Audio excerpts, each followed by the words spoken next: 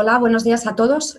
Soy Susana Mirón, Product Marketing Manager en ERRI España. Lo primero, agradeceros a todos el interés que habéis mostrado por este webinar. Recordaros lo primero, que si tenéis cualquier duda durante el webinar, podéis escribir en el chat y al final de la sesión se contestarán a las preguntas que vayan dando tiempo. Y quería hoy presentaros a Jorge Barrachina, que es el responsable de la relación con desarrolladores en ERRI España. Entonces, dejo la palabra a Jorge para que os cuente un poquito más, ¿vale? Muchísimas gracias. Hola, bienvenidos a todos. Gracias, Susana, por la presentación. Bueno, algunos de vosotros seguramente me conoceréis y nos hemos visto en persona, pero para el resto que no me conoce, soy el responsable de Developer Relations. ¿Qué es eso? ¿Qué palabra es ese? Pues bueno, básicamente yo soy desarrollador, llevo más de 15 años en el sector no GIS, en varios sectores de desarrollo, tanto de administrador de sistemas como de programador.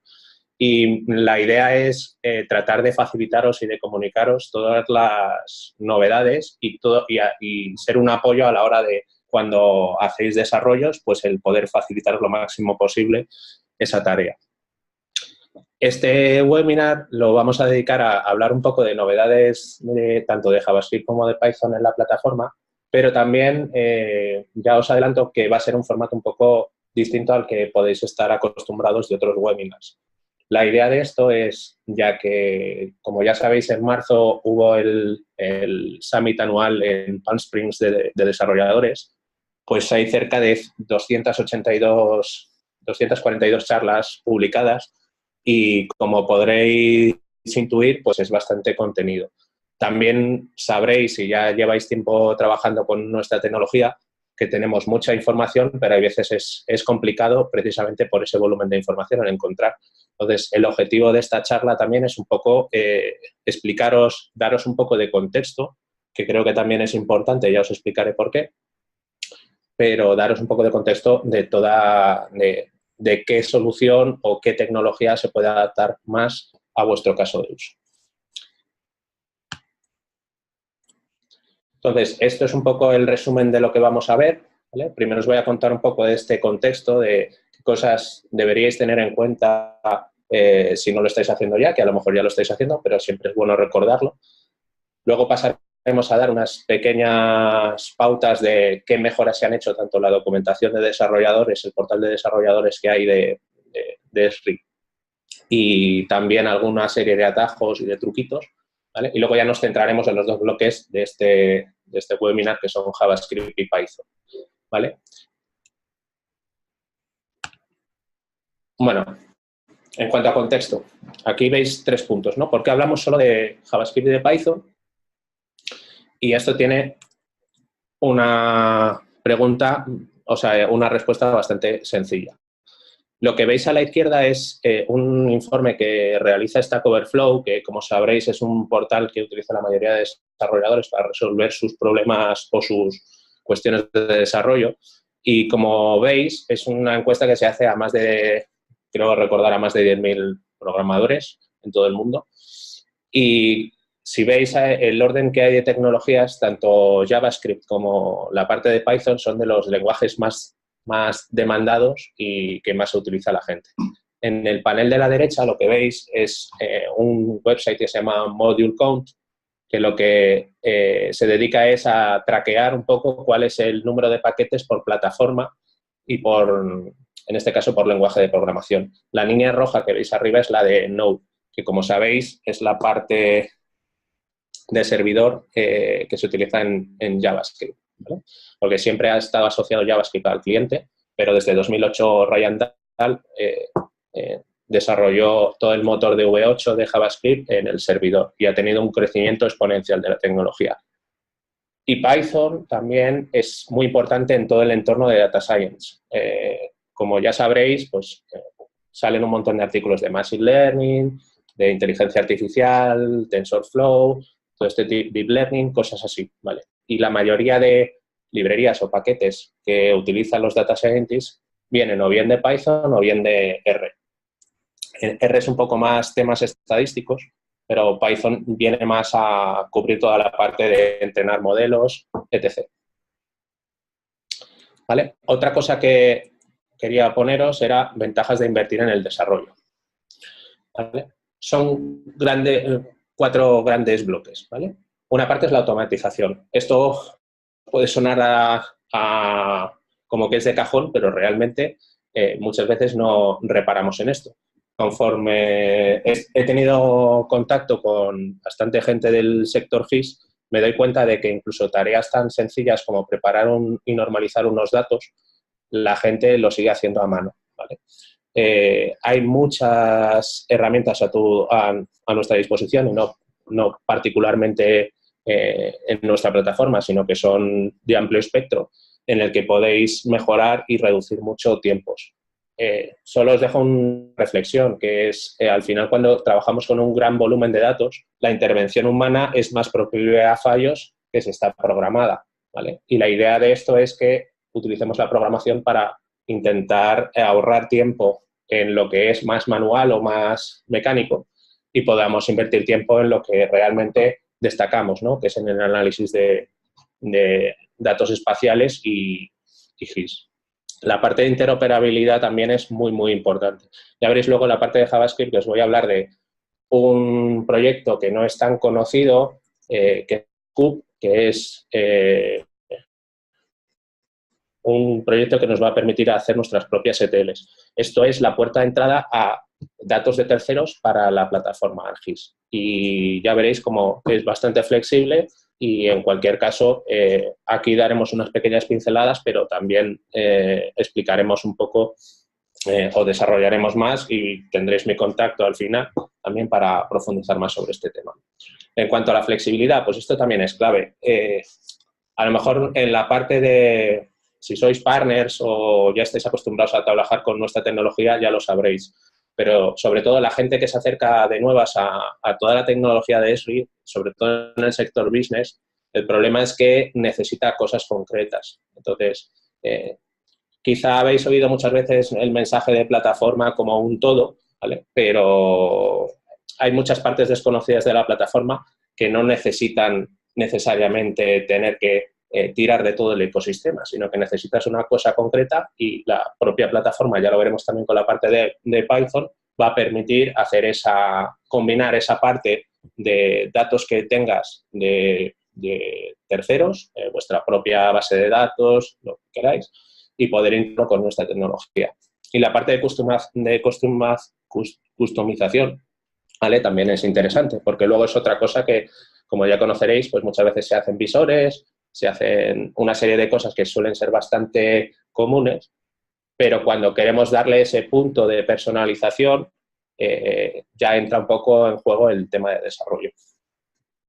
En cuanto a consejos que os pueda dar, desconozco cuánto tiempo lleváis en temas de desarrollo o no, pero es importante, sobre todo por el sector en el que nos movemos, que avanza muy rápido y que estar al día hay que dedicarle bastante tiempo, ¿vale?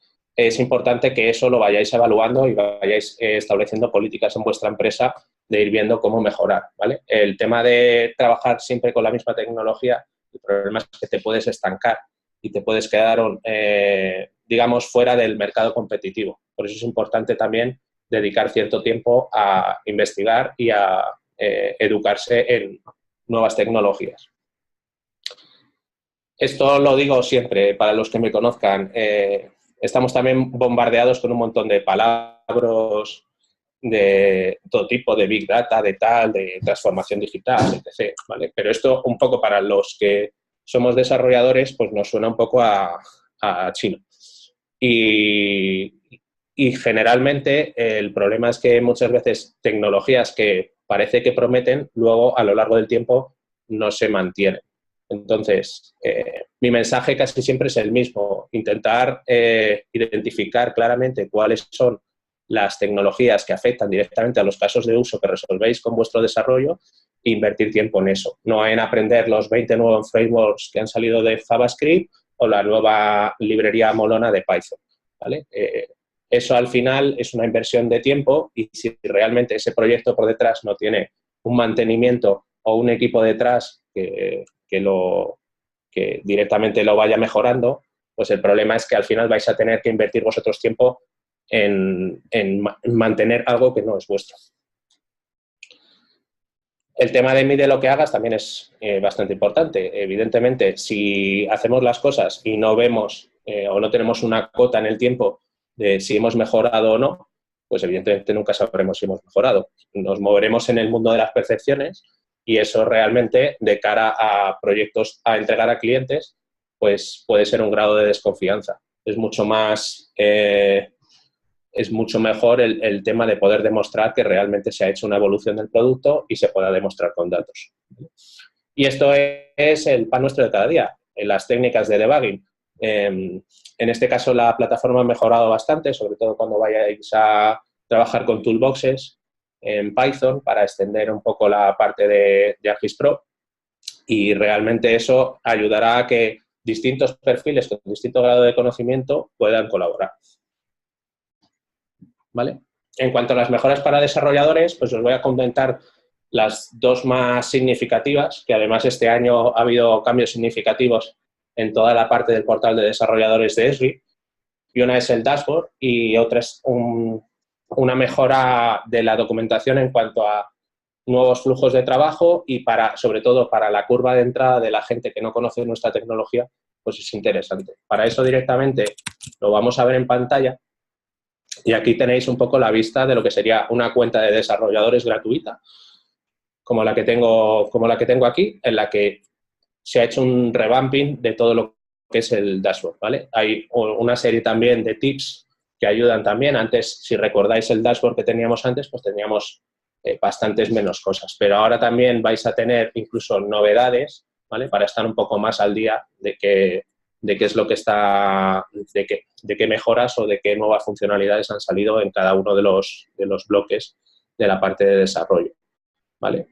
Otra cosa que sí que destacaría bastante es el tema de, por lo que he visto hasta la fecha, no mucha gente utiliza la parte de autenticación con OAuth, y es una parte bastante interesante y bastante flexible a la hora de vuestros despliegues tanto en Enterprise como en ArcGIS Online, que puedan ser consumidos por terceros sin tener que tener ellos credenciales per se, ¿vale?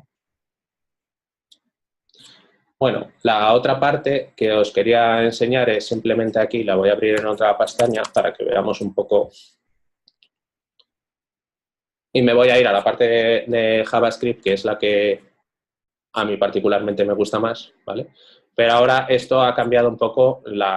Hay cosas que van a ser exactamente iguales, pero sobre todo en la parte de la guía sí que empieza a haber ya directamente un roadmap, ¿vale? O una serie de secuencia para ir incrementando tu conocimiento en la plataforma, ¿vale? Dentro de la parte de los sample codes, que es lo que más utilizaremos, también está bastante bien. Hay una cosilla muy interesante. Podemos coger aquí cualquier ejemplo.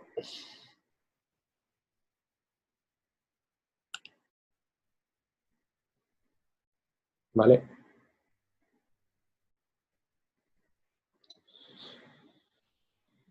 Vale. Y ahora aquí, fijaros que cuando vais a alguno de los módulos, esto ya sabéis el patrón que tenemos de AMD para los módulos requeridos para cualquier script de la API de JavaScript. Fijaros que haciendo command click podemos ir directamente a la documentación, ¿vale?, de cada uno de esos módulos. Esto nos va a facilitar mucho el tema de si hay algún método que no hemos utilizado nunca o alguna propiedad de alguna de las partes de la API, pues acceder rápidamente a esta documentación, ¿vale?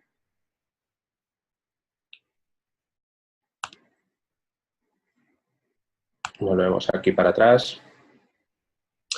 Vale, entre las novedades también tener en cuenta que dentro de la API Reference, ¿vale?, tendréis siempre una sección de lo que se llama el changelog, ¿vale?, para ver las últimas novedades. De todas maneras, yo aquí luego os he puesto un enlace que resume un poco todas las novedades que ahora veremos después con la parte de JavaScript. La otra cosa que sí que os quería enseñar también, que es otro truquito que pasa. A ver, voy a ver si lo...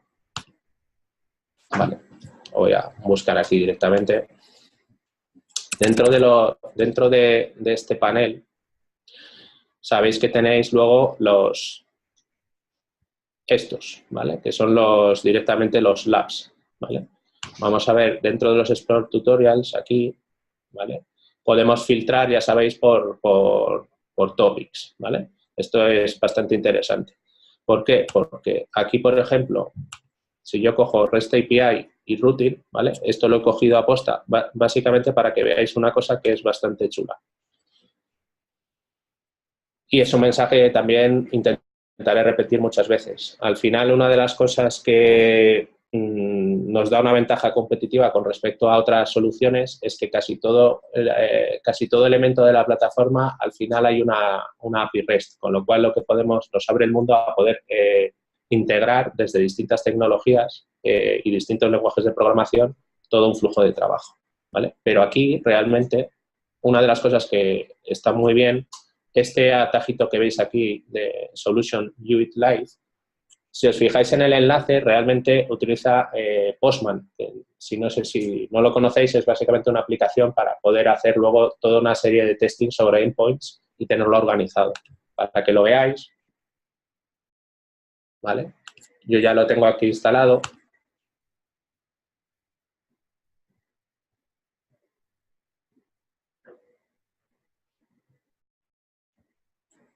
¿Vale?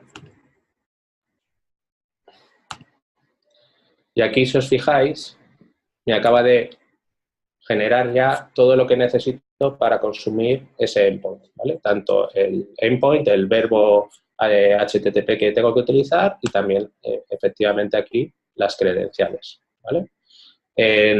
Según la versión que tengáis de Postman también, porque generalmente siempre el primer punto de entrada a la API es tener un token o tener unas credenciales, ¿vale?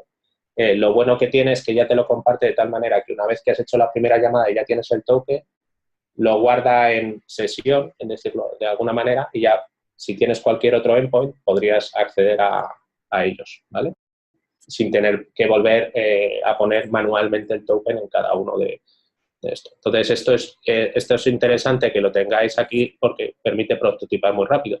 Otra cosa, si no conocéis de Postman, es que una vez que tengáis esto, tenéis aquí un botoncito que es Code, que te genera directamente tanto en distintos lenguajes como en distintas plataformas, el código necesario, con lo cual si tenéis que prototipar rápido y tenéis que hacer algún tipo de código, no tenéis que ir a buscar cómo se hace una petición en Ruby o cómo se hace una petición en lo que sea, sino que directamente lo seleccionáis aquí. Por ejemplo, si yo lo quiero poner aquí en JavaScript, me pone dos maneras, con jQuery o directamente con XR, que es Ajax, ¿vale? Esto es una forma también vieja, hay una tercera forma que es Fetch, pero bueno, ya es algo que nos ahorra tiempo. Y volvemos a ese mensaje que os decía antes de intentar perder el menos tiempo posible con cosas en las que podemos tirar mucho más rápido. Vale, volvemos aquí a la presentación. Pues esto es un poco lo que os quería comentar de la documentación. Aparte, sabéis que tenéis Geonet, pero en principio yo creo que se ha hecho un esfuerzo bastante importante en intentar mejorar mucho la documentación y poner ejemplos, sobre todo que en los talleres que os he enseñado, en los labs, al final aparecen también una serie de recomendaciones, un sistema de recomendación para que puedas ir con topics relacionados sobre ese lab concreto que puedas aprender más de la plataforma, ¿vale? Vale, pues vamos ya con los dos bloques importantes, que son JavaScript y Python. De JavaScript, estos son, digamos, las cosas de las que vamos a tratar. La primera que pongo cliente o servidor, diréis, qué chorrada de pregunta, ¿qué es eso? ¿Por qué hablas de cliente y servidor? Vale, esto es muy, muy importante, ¿vale? Dependiendo del grado de expertise que tengáis en el tema de frontend, hay una pauta general que es que la mayoría de la gente no sabe cómo funciona un navegador. Entonces, ahora seguramente hayáis visto, si seguís noticias de frontend y tal, pues habréis visto que se promociona mucho Webpack, se promociona toda una serie de herramientas que permiten, digamos, hacer un montón de cosas automáticas, ¿vale? Pues esto, como todo en informática, es un trade-off.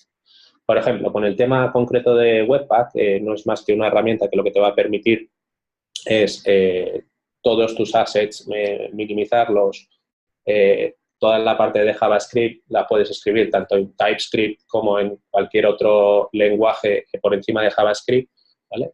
El problema es que tú no tienes control sobre lo que se transforma y necesitas cierto know-how de cómo configurar Webpack. Webpack no es una cosa que la instales y tiras millas. A ver, podrás tirar millas, pero si no lo configuras bien, puedes acabar llevando al navegador órdenes de magnitud de 2 megas, de 4 megas, de 6 megas, y eso, si sabéis un poco cómo funciona JavaScript en el navegador, que es monohilo, pues el problema que hay no es solo la información que transmites al navegador, es el tiempo que se tarda en compilar y en parsear ese código, ¿vale? Además, JavaScript es monohilo y a no ser que utilices técnicas de web workers, el problema que vas a hacer es que vas a bloquear la interactividad de la página, con lo cual si tienes mucho JavaScript y lo cargas al principio, el problema es que hasta que la página sea manejable, ¿vale? Hay un KPI en métricas de frontend que se llama Time to Interactive, ¿vale? Que es que realmente la gente puede hacer scroll, puede hacer clic, puede hacer tal.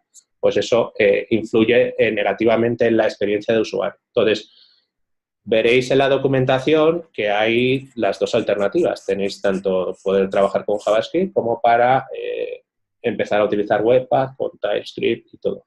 Yo lo que os recomendaría es, dependiendo del know-how que tengáis en el equipo, tirar por un approach u otro. Y luego, otra cosa que sí que os quiero comentar es que no todas las aplicaciones tienen que ser una SPA. Si no conocéis el término, es Single Page Application, que básicamente lo que hace es descargar de lógica en el servidor y tratar de ponerla en el cliente, ¿vale? Esto tiene una serie de beneficios y tiene una serie de fallos, ¿vale? Como, por ejemplo, una que es muy importante, que es la parte de tanto de lo que llaman el RAID rate, ¿vale? Porque esto básicamente lo que es que coges la lógica del servidor, pero tienes que pasear todo tu JavaScript y todas las rutas van a ser locales al cliente. Tú lo único que vas a hacer es mandar luego peticiones al servidor ya para pedir los datos de la vista. Pero ¿qué pasa? Que los buscadores, las arañas de búsqueda de Google, etc., ¿vale? Muchas veces tienen que tener un pre-renderizado, o sea, no saben leer JavaScript.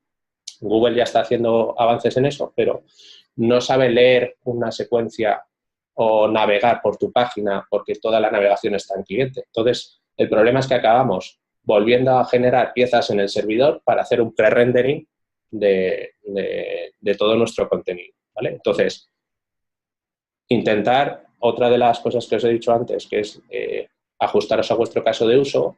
Si el tema es una visualización de un mapa, a lo mejor no tenéis que meter un Vue o un React o un... ¿vale? Dependiendo de si necesitáis rutas o no, o si necesitáis un SPA, pues tener esto en cuenta, ¿vale? Lo que os digo, TypeScript, sí o no, pues volvemos a lo mismo, dependiendo. Si vuestro equipo viene de lenguajes de programación como pueda ser Java o cualquier otro lenguaje orientado a objetos y donde hay tipado estático, pues posiblemente les pueda beneficiar el tema de TypeScript. ¿Por qué? Porque TypeScript, una de las cosas que hace es un superset de JavaScript por encima de JavaScript, pero al final, y esto sí que quiero dejarlo claro porque parece que muchas veces no queda claro, el único lenguaje que se ejecuta y que interpreta un navegador es JavaScript.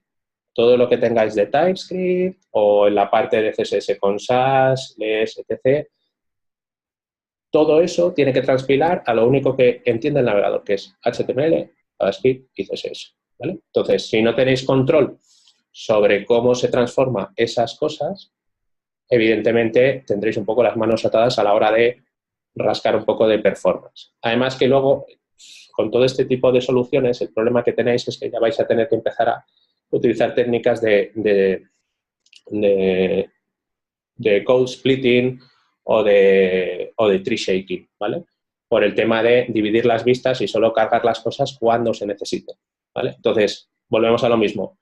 No porque lo haga mucha gente se tiene que adaptar a lo que vosotros necesitéis, ¿vale? E intentar cubrir primero lo que es la funcionalidad básica y a partir de ahí, si veis que tiene sentido y que tenéis gente en el equipo que pueda asumirlo, meteros con eso, ¿vale? Otra duda que os puede surgir en la parte de desarrollo es la parte de ¿qué hago? ¿Web App Builder o utilizar la API de JavaScript? A ver, Web App Builder a día de hoy lo utiliza mucha gente. ¿Por qué? Porque tiene un montón de widgets ya hechos y es una solución más orientada a un semi out of the box. Es decir, solo tengo que configurar y customizar mínimamente, ¿vale? Pero como ya sabéis, al final Web App Builder es un proyecto de Node.js que al final está utilizando la API de JavaScript. En este caso, la API de JavaScript que está utilizando nuestra es la 3, ¿vale? Para finales de abril, principio de mayo, creo que van a sacar una beta release de un nuevo Web App Builder que ya está basada en la API 4, ¿vale? Y esto también lo tenéis que tener en cuenta, porque es una dualidad que tenemos en la plataforma. Tenemos la versión... el versionado 3X de la API de JavaScript y el 4X, ¿vale? No hay un mapeo a día de hoy de toda la funcionalidad uno a uno entre la 3X y la 4X, ¿vale? Se está tratando de cubrir todos los casos de uso, pero realmente tenéis que decidir un poco opciones que os vengan mejor, ¿vale? Ventajas de la 4X, evidentemente, está reescrita prácticamente de cero. Se aprovecha mucho más el tema de WebGL, que ahora lo comentaré, que eso es súper importante para la parte de la vista de los mapas y del performance, de que podáis cargar un montón de cosas y descargar cierta lógica del servidor en el cliente, ya sea por el Geometry Engine o el Projection Engine, ¿vale? Que podéis hacer ya o incluso consultas a datos que ya tenéis cargados en el navegador, ¿vale? Y mi recomendación es que si tenéis que empezar, si no tenéis todavía mucho know-how entre Web App Builder y ArcSys API, que invirtieras más en el uso de la API, ¿vale? Porque sabiendo y conociendo bien la API vais a poder hacer muchas más cosas que Web App Builder. Web App Builder a día de hoy, hasta que no salga la nueva versión, que va a ser un poco radicalmente distinta a la que ahora tenemos, porque también se va a basar en React para el tema de componentes, pues es más seguro el tema de conocer bien la API 4, ¿vale? Porque esto, evidentemente, de cara a unos años, dejará de darse soporte a la API 3. ¿Vale? En cuanto a los widgets, tenemos nuevos... Y para ver un resumen, aquí tenemos una... Os lo voy a poner aquí, a ver si puedo... Voy a bajar esto un poquito. Vale. Este de aquí es un post que hay aquí de todas las novedades que hay en la 4.11, ¿vale? Que hay bastantes. Y de hecho ahora os quiero poner un ejemplito. Pero bueno, una de las cosas importantes son la parte de edición, ¿vale? Una cosa que si habéis trabajado con la 3X estaba bastante asumida, pero las capacidades de edición en la 4X no eran todas las que había en la 3, ¿vale? Y se ha trabajado bastante en esta parte. Luego, otra cosa importante, el tema de trabajar con una nueva capa de GeoJSON en el cliente, ¿vale? Generalmente, ¿podíamos utilizar GeoJSON en la plataforma? Sí, pero ¿cómo había que hacerlo? Pues generalmente había que añadir una fuente directamente, si trabajabas en ArcSys Online, desde el nuevo contenido o algo. Ahora ya podemos trabajar directamente con la capa, es decir, podríamos hacer un drag and drop y un GeoJSON y lo mismo que ya habéis visto otros ejemplos con CSV, pues poder trabajar con ello, ¿vale? Volvemos también, tema de dibujo, ¿vale? También tenéis una parte para poder dibujar directamente en escenas 3D. Esto es muy, muy interesante. Y una de las cosas que a mí sí que me gusta mucho y que es muy, muy bonita es la parte del widget que hay para GLTF. GLTF es un estándar, una especificación de Cronos, que son la gente que sacó a la luz WebGL, ¿vale? Y al final lo que es que puedas tener modelos 3D que puedas directamente inyectar en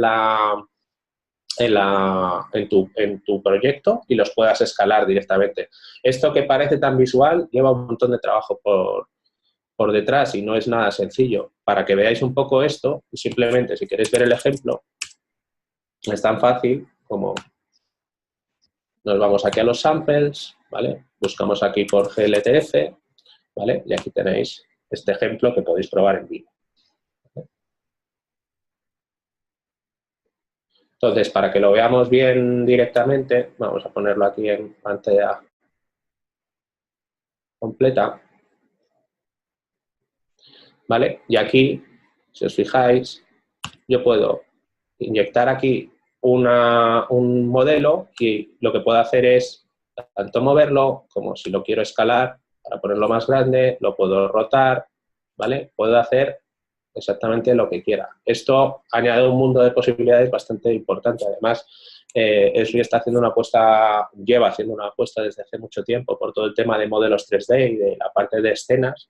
Y esto, uno de los encajes que tiene muy, muy potentes es con el tema de BIM, que, ya que tenemos ya un acuerdo con Autodesk desde el año pasado y podemos también incrustar modelos BIM, que es, si no lo conocéis, es Building Information Model, ¿vale? Que es la gente que viene, arquitectos que vienen de AutoCAD o de Revit, ¿vale? Pues hacen una serie de edificaciones y esto luego se va a poder plasmar en una escena 3D en nuestra tecnología, ¿vale? Esto también es interesante, que es la parte de si tenéis que hacer si os dedicáis al tema de urbanismo y tenéis que hacer una proyección de un nuevo espacio en la ciudad, ¿vale? Para eso os quería enseñar, que lo tengo por aquí, esto salió precisamente en una demo que hizo Raluca Nicola, que es una de las personas que trabaja en el Centro de Investigación de Zúrich. Y para que veáis un poco cómo es esta parte, ¿vale? Aquí lo que vamos a ver es que se puede directamente hacer un plan nuevo y lo que vamos a hacer es en un polígono directamente hacer un filtro y quitar esa parte de 3D. A partir de aquí nosotros podemos empezar a hacer cosas con esto, ¿vale? Aquí va un poquillo lento porque tengo un poco la wifi un poco chafá, pero no os preocupéis que esto va bastante más suave de lo que parece, ¿vale? Entonces, por ejemplo, puedo crear un espacio directamente como si fuera un jardín, ¿vale? Simplemente creando ¿vale? Y ahora le puedo incrustar, por ejemplo, esto, que son los web styles, si ya los conocéis y habéis trabajado con 3D, pues lo mismo que hacíamos antes, ¿os acordáis? Podemos ir poniendo arbolitos aquí o podemos poner lo que queramos, ¿vale?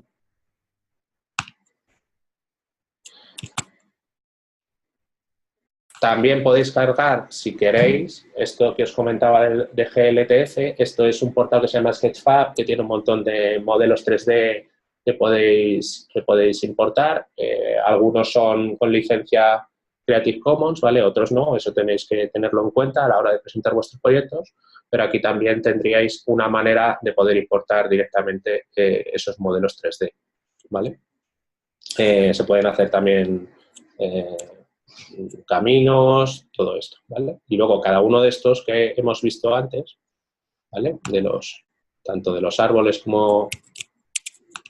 A ver, vamos a coger otro aquí simplemente, más que nada para... Luego, lo que habíamos visto antes de poder editarlo, ¿vale?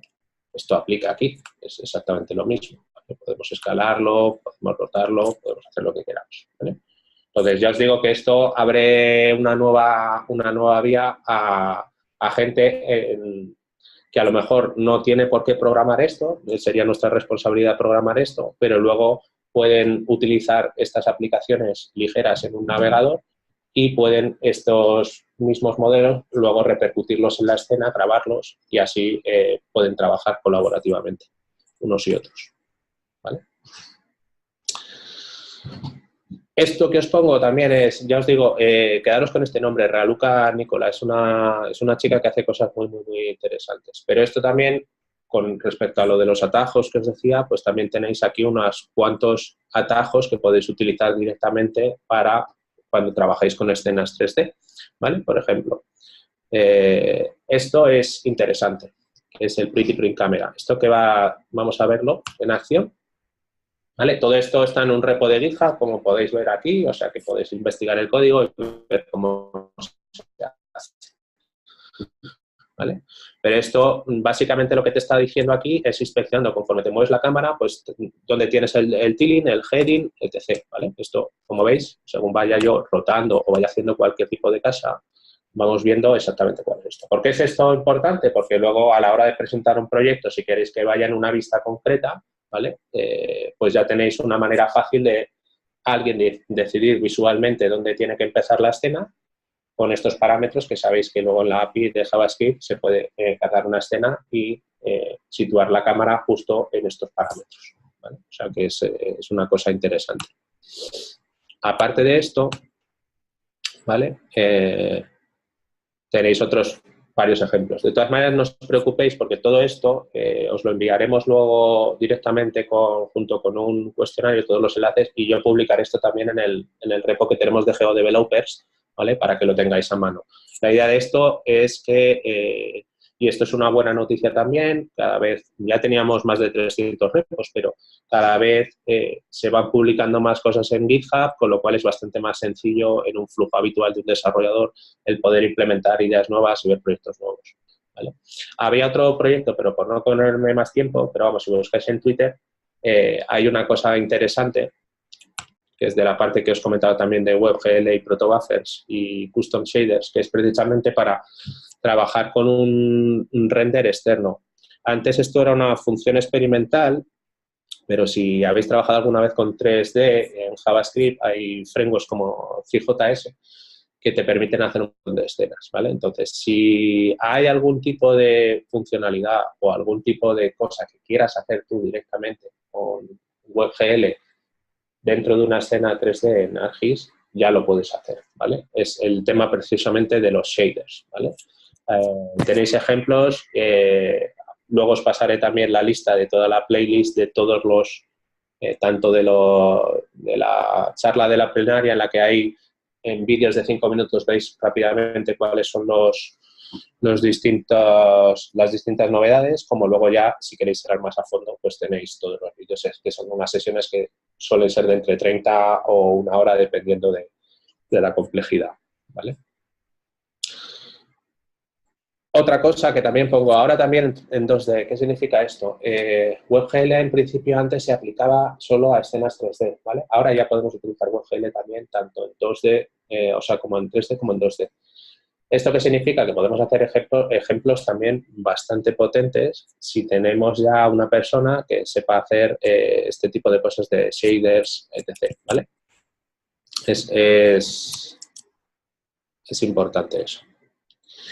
Vale, Protobuffers, por si no os suena también, es otra cosa que ya se incorporó primero en el tema de escenas 3D, ¿vale? Pero básicamente es un protocolo desarrollado por Google y es una forma de serializar los datos de manera más óptima, ¿vale? Para que os hagáis una idea, cuando vosotros consumís un JSON, al final lo que estáis haciendo es consumir una cadena serializada, ¿vale? El JSON no tiene tipos per se, tiene un esquema, ¿vale? Entonces, ¿qué problema hay? Que eso a la hora de parsearlo, pues tarda más tiempo que si tienes algo que ya tiene un esquema fijo y que puedes transmitir la información binaria. Ya no es un rollo de texto, sino que ya es un binario. ¿Esto en qué afecta? Pues que ahora muchos de los feature layers que podéis consumir los podéis consumir también en formato PDF, ¿vale? ¿Eso qué va a significar? Que todos los tiles, aparte de poderse ya cachear antes de tiempo, están optimizados para que en la entrada al renderizador de la escena o del mapa, ¿vale?, tenga ya los datos preparados y no haya ese payload que hay que pagar desde que serializas el dato hasta que lo metes en el pipeline de renderizado, ¿vale? Y luego esto también os comento, si estáis trabajando con proyectos de integración, una de las cosas que es más común es que al final acabéis consumiendo APIs, ¿vale? Entonces, hay un proyecto de Node, precisamente abstrayendo toda la parte de la API REST, que os lo voy a enseñar aquí, ¿vale? Si ponéis API REST JS ArcGIS, ¿vale? Aquí tenéis toda la documentación de cómo acceder a este tipo de servicios, ¿vale? ¿Esto por qué es importante? Porque si os fijáis, al final la API es, digamos, una comodidad que ofrece eso, pero si por lo que sea tuvierais que utilizar alguno de los servicios o consumir un mapa o cualquier otra fuente de datos, la vais a poder consumir directamente de JavaScript, sabiendo el endpoint y sabiendo el payload que tenéis que utilizar en cada caso, lo podéis tener, ¿vale? Aquí, dentro de lo que cabe, tenéis todas estas partes de cómo hacer una parte de un request y la documentación viene perfectamente completa, ¿vale? Para que veáis cómo se pueden hacer, qué opciones hay que darle, ¿vale? Y con ejemplos para que podáis ver esto. Incluso luego en el propio repo que hemos visto antes tenemos una parte de demos, ¿vale? Que las tenéis aquí.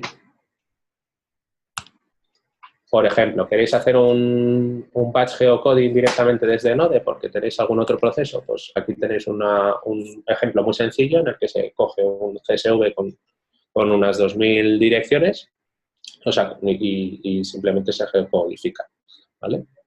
Para esto, lo único, acordaros lo que hemos visto al principio del dashboard, cuando os pidan un client ID y un client secret, esto significa que va por OAuth, ¿vale? Y entonces lo que tendréis que hacer es en vuestro dashboard, ¿vale? Aquí tendréis que coger crearos una aplicación nueva y tendréis un client ID y un client secret. Si queréis verlo en un momento, es tan sencillo como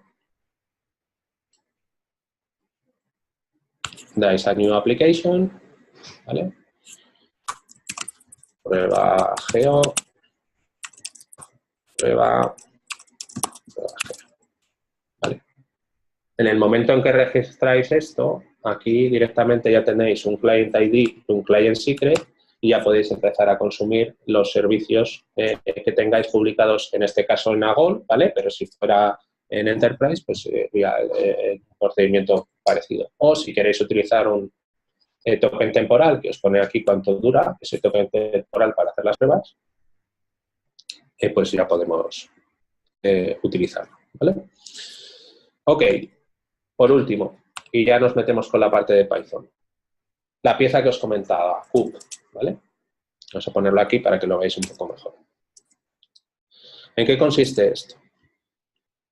Muchas veces en nuestros proyectos, ya sea porque trabajamos con terceros o porque hay un formato de base de datos del que no tengamos directamente un conector, tanto en ArcGIS Pro o en ARMAT como en Enterprise, ¿vale? ¿Significa que ya no podemos trabajar con esos datos, que tenemos que transformarlos de alguna manera? Bueno, sí los tenemos que transformar, pero una cosa es hacer un procedimiento manual y otra cosa es hacer un procedimiento automático. Entonces, como veis aquí, kube, lo que se trata es de hacer un ETL, que básicamente a la parte de la izquierda tenéis todo lo que tenga una API o bien un SDK, por ejemplo, JDBC, ¿vale? JDBC, ya sabéis que es un conector de Java a base de datos que te da acceso a más de 300 bases de datos distintas, ¿vale? Pues simplemente lo único que hay que hacer en kube es establecer la lógica de negocio de cómo cojo los datos mediante esa API o esa base de datos y una vez que tengamos eso, hacemos la lógica de convertirlo en GeoJSON y a partir de ahí ya tenemos prácticamente todo el trabajo hecho, ¿vale? El propio kube lo que va a hacer es, a partir de ese GeoJSON, contaros un geoservicio y vais a poder consumir como una API REST ya directamente esa información. Lo podréis dar de alta como fuente de datos en ArcGIS Online o en Enterprise, ¿vale? Y como veis aquí hay otros outputs, ¿vale? No solo geoservicios. A lo mejor necesitáis hacer vuestro propio parte de Vector Tiles o vuestra parte de un Web Mapping Service, ¿vale? Pues todo esto lo podéis exponer de una manera. ¿Qué ventaja tiene esto? Que una vez que ya hemos resuelto esa manera de conectarnos con el proveedor de terceros, a partir de aquí ya es como si trabajáramos con una fuente que ya está de alta en ArcGIS Online o en ArcGIS Enterprise, ¿vale? Es súper potente, está escrito en Node, tenéis bastantes providers ya hechos e incluso ahora ya os avisaremos, pero haré seguramente otro webinar específico de kube para que veáis cosas que hemos hecho ya aquí, como eso, el tema del conector JDBC, o el tema de conectar con un PostGIS directamente, o el tema de un adaptador con Sócrata, que si trabajáis en administración pública y tenéis algún portal de Open Data o queréis extraer datos de un Open Data, mediante Sócrata y con este adaptador podéis consumir esa información e integrarla en vuestro flujo de trabajo en ArcGIS, ¿vale? Muy bien, y ahora vamos con Python. Le he dedicado más tiempo a JavaScript que a Python, básicamente porque también el volumen de información que hay y el impacto o las aplicaciones que hay son muchas más en JavaScript que en Python. ¿Pero eso significa que solo hay que hacer las cosas en JavaScript? No, ni mucho menos. Y, de hecho, estos ítems que os pongo, que voy a comentar ahora, son las cosas que yo destacaría más de Python, ¿vale? La primera es el tema de notebooks. Me diréis, oye, Jorge, eso no es nuevo. Ya podíamos con la API la API de Python integrar notebooks, vale. Eso sí se podría hacer, pero ahora se ha dado una vuelta de tuerca y ahora en Enterprise también lo que se hace es ofrecerlo como un ítem más de la plataforma. Es decir, lo que hay por detrás es simplemente una dockerización de toda la parte que ya conocéis si habéis trabajado con notebooks, de Conda, ¿vale? Que es la parte de gestor de paquetes y de entornos para tener Python, ¿vale? Y este es el punto importante. Generalmente, cuando vosotros hacíais temas con notebooks, utilizabas la API de Python, pero no teníais acceso o tendríais que hacer algún tipo de adaptación para poder utilizar ArcPy. ArcPy, generalmente, ¿dónde lo utilizáis? Lo utilizáis en ARMA o en ArcGIS Pro, ¿vale? Pero nunca estaba combinadas las dos cosas entre sí, ¿vale? Entonces, esto es interesante que lo tengáis en cuenta porque os puede abrir un nuevo conjunto de posibilidades. Y para ver esto también os he preparado por aquí, que hay varios. Estos ya seguramente los conocíais, ¿vale? Que es la parte de ArcGIS Python, o sea, de la API de Python, ¿vale?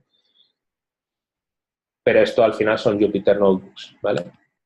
La historia de los ArcGIS Notebooks es ya tener todo esto integrado. No tener tú que hacer la parte de crearte un entorno de paquetes que, por ejemplo, puedas utilizar, que los tuvieras tú que instalar manualmente, como Seaborn, como cualquier otro paquete que te ayude en los Jupyter Notebooks, pues tenerlo integrado y que la gente directamente pueda simplemente trabajar con lo que y centrarse en el trabajo que le gusta. Además, lo bueno que tienen los notebooks, que ya lo sabéis, es que son interactivos, es decir, se puede cambiar y parametrizar de una forma bastante amigable, ¿vale?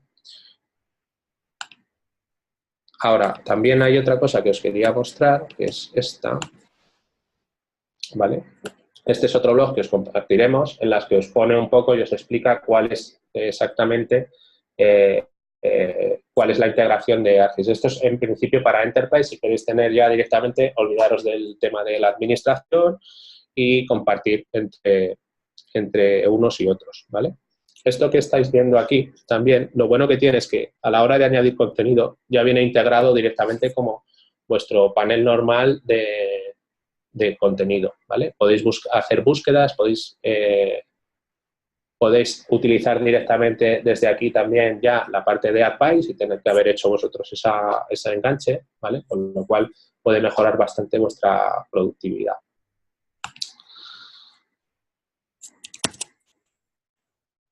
Esto es otra cosa bastante importante, sobre todo de cara a si tenéis que hacer desarrollos con gente que trabaja con ArcGIS Pro, ¿vale? Habitualmente en la consola de Python de ArcGIS Pro, cada vez que querías utilizar un layer, pues si querías acceder a características específicas de ese layer o al modelo realmente cartográfico de información, que es lo que significan estas siglas, no tenías manera de hacerlo o tenías que tirar de un SDK como .NET, ¿vale? Ahora esto se ha expuesto también en Python. Esto, si queréis, lo vemos, que es un momento para que entendáis qué es, ¿vale? Esta es la especificación publicada, ¿vale? Y esto que nos va a permitir, esto al final no deja de ser un JSON, pero ahora, precisamente porque tenemos un JSON, podemos ser mucho más flexibles a la hora de automatizar ciertas cosas que hacíamos antes o podíamos hacer antes, pero con una parte desarrollada en .NET en este caso, ¿vale? Entonces, esto abre una puerta importante a un montón de automatización de procesos distintos, ¿vale? ¿Qué más? Story Maps. Por eso os decía antes, ¿tenemos que utilizar JavaScript solo? No. A ver, generalmente cuando habéis hecho Story Maps siempre los habéis hecho directamente con el asistente, dependiendo del tipo de Story Maps que hagáis, pero también ahora desde Python podéis tocar esos Story Maps, ¿vale? Esto que os pongo aquí también, que no hace un poco inciso en lo que os decía del tema de debugging, ¿vale? Esto es una demo, que además hay una charla también dentro de las 242 del Summit de Palm Springs, ¿vale? En la que os están dando un poco formas de depurar una toolbox, ¿vale? ¿Qué pasa cuando haces una toolbox en ArcGIS Pro? Pues que el problema que tienes es que muchas veces si no te funcionaba, si no separabas lo que es la lógica de negocio en un fichero de Python, siempre pues era prueba y error, ¿no? Vale, me ha cascado este parámetro, me ha cascado esto, ¿por qué me ha cascado? Vale, lo cambio, lo vuelvo a ejecutar, lo cambio, lo vuelvo a ejecutar, ¿vale? Con esto lo que te permite es precisamente evitar separar esa lógica de negocio en ficheros de Python y llegando hasta el punto, ¿vale?, de poder dejarlo en un paquete directamente, ¿vale? En el propio vídeo se explican desde el command line cómo podéis hacer un scaffolding, una estructura de directorios, de cómo hay por ejemplo, un paquete de geoprocesamiento, ¿vale? Pues cómo tienes que poner las cosas y cómo las tienes que organizar.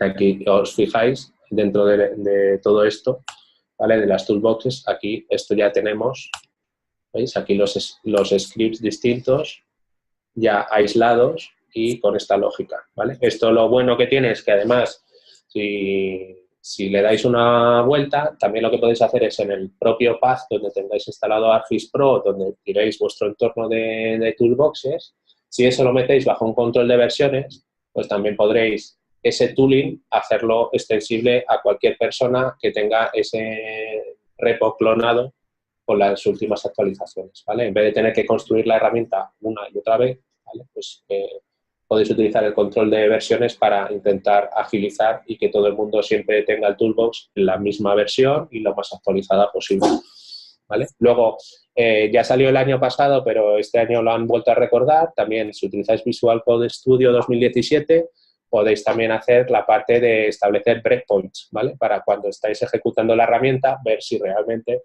se ha validado bien los parámetros que se han pedido, etc., ¿vale? Y podáis, en vez de tener que estar haciendo ejecuciones completas y viendo dónde casca, ¿vale?, pues podéis hacer un seguimiento mucho mejor del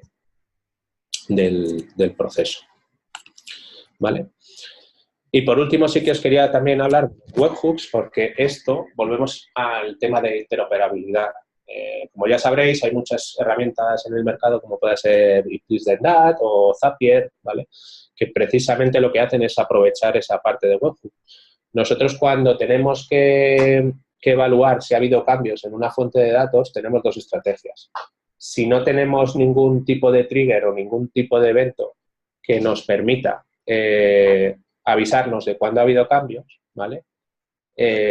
¿Cuál es la estrategia que se hace? Pues un polling, ¿no? Cada cierto tiempo se comprueba el dato y se mira a ver si ha cambiado o no ha cambiado. ¿Eso qué pasa? Que es costoso e ineficiente, ¿vale? Precisamente los webhooks, la ventaja que tienen es que lo que hacen es exponer esos cambios y tú los puedes consumir desde un endpoint. ¿Cómo funciona un webhook realmente? Un webhook al final no deja de ser un evento de algo de la plataforma, ya sea que se ha creado un usuario, que se ha actualizado un feature layer, que lo que sea, ¿vale?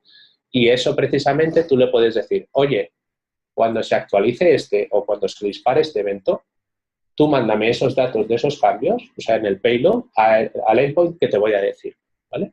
Entonces, esto, un ejemplo concreto, lo teníamos aquí, presentaron un bot, ¿vale?, de todo el tipo de acciones que hay en un portal, ¿vale? Y esto incluso, pues luego para que, como esto va a llamar a un endpoint, pues aquí, si os veis lo del Mimic Lambda Call, Esto es básicamente por si utilizáis funciones Lambda, que Lambda es lo que tiene Amazon, pero bueno, en otras plataformas de cloud tienen otro nombre. Incluso esto lo podéis montar vosotros directamente con un Now SH o un Ngrok directamente si queréis probarlo en vivo, ¿vale? Pero esto es súper potente porque ahora realmente puedes establecer flujos de trabajo en función de cosas que pasan en tu plataforma, ¿vale? Y eventos. Tanto puede ser una notificación, imaginaros que trabajáis, pues tenéis un grupo de trabajo para un área específica concreta y tenéis que avisar a la gente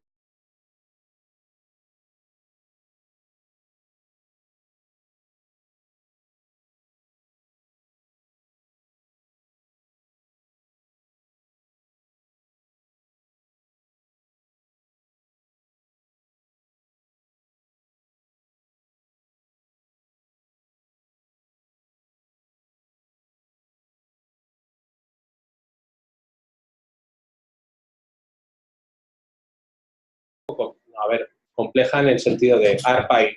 Sabéis que al final ARPAI solo se distribuye si tienes una licencia de ARMA o de ArcGIS Pro. ¿Vale?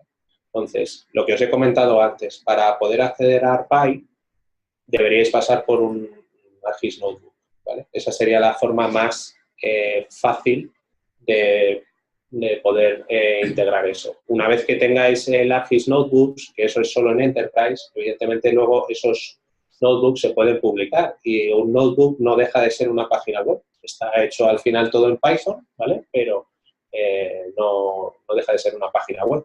Entonces, a día de hoy, la manera de integrarlo en web sería mediante un notebook.